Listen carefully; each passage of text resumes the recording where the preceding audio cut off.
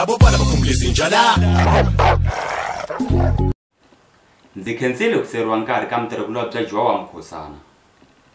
Nkarhi 15 wa timinete ku bawuri ya 12 ehenhla ka nhloko ya khale ka President wa Afrika-Dzonga Jacob Zuma ri perile. Mahungu ma khome wisa nhlekani kusuka exitichini xa mahungu xa Ehlekeni. Tinhlokomhaka ta mahungu leti rhangeke mahlweni namuntlha. Wanuna wa bofuta eka khoto ya magistrata wa Khonuku ya tenga nandzu wo vavonile van'wana vavanuna va yiva mavhilwa ya switimela. Wanuna loyi a nga duma misava hinkwayo hi rintiho ku yiva kumbe vukhamba.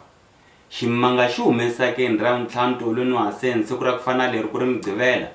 Hi laha phorisa ra xiyimo xa le hansi ri nga nkuma eswirhapeni swa hilahleni lava fake a tlakule bokisi xichalamufu kumbe khasikete. Tanihi leswi hi swi tivaka leswaku wanuna wa rintiho a nga heleriwi hi pulani. Wanuna lo chambukanyana xiplanani ku endla leswaku phorisa ra xiyimo xa le hansi ri khoma hi rumbyana. A hi tweneni wanuna loko a vulavula.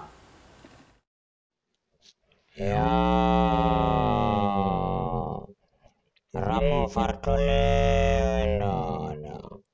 Nuvajale jagologon lavan lavula kona la na fama shesh. Na karalan ngaten lavan la shako. Risokoti ra matimba swinene ri tiviwaka hi Mbambazi ri dlaya ku tlakula kumbe koka wanuna ri ya n'wi hoxa enkeleni. Wanuna wa phorisa ra xiyimo xa le hansi u admitiwile exibedhlele xa Vurhongo Hospital endzhaku ko tirha masiku yo hlayanyana a nga etleli. Naswona dokodela wa marhambu matihlo ni mihleketo u ri wanuna u tale Vurhongo amirini. Vayingiseri mi nga rivali leswaku mahungu ma heli na nkarhi a wu heli kambe munhu wa karhala.